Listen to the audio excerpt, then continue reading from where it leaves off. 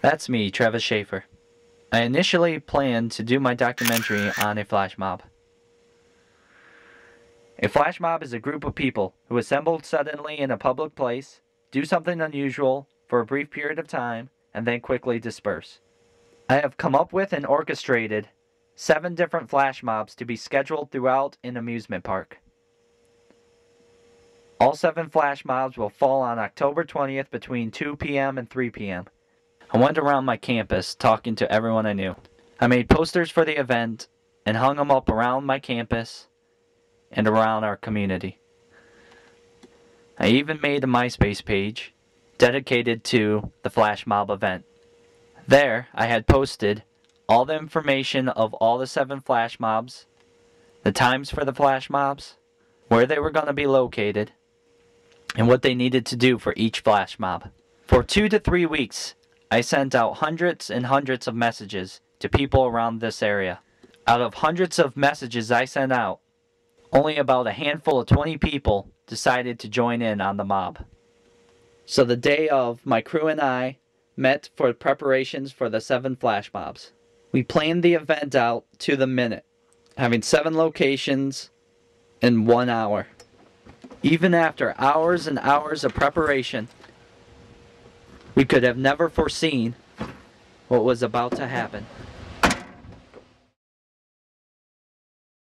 Social norms are behavioral guidelines that vary from culture to culture, but exist in any environment where people live together and interact on a regular basis. There has to be some structure.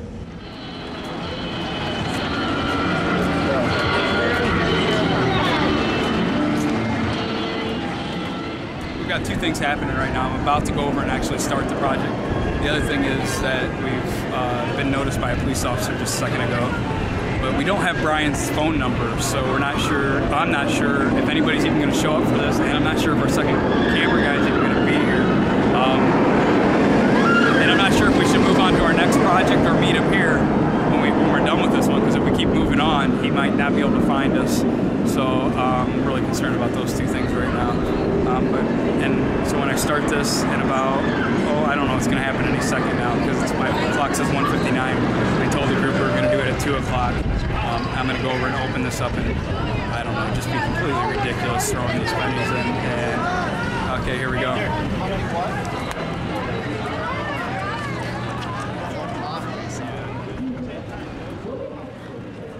What motivates people to follow the social norms?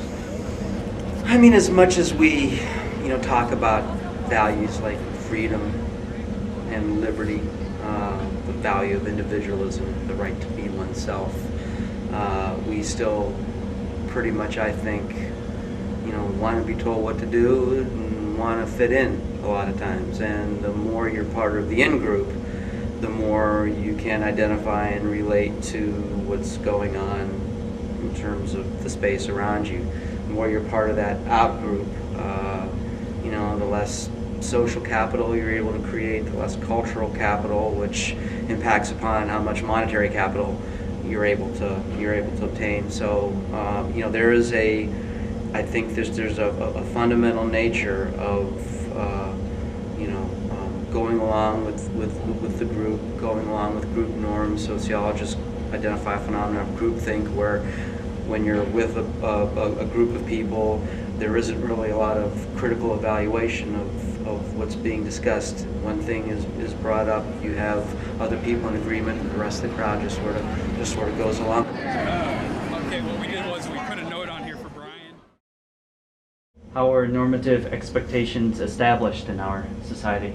You can follow a consensus model, which pretty much suggests that we all sort of get together as a collective, as a society, and define what we think is appropriate or inappropriate, and through that consensus we create these standards for what is appropriate and what is not appropriate. Hello, Lisa.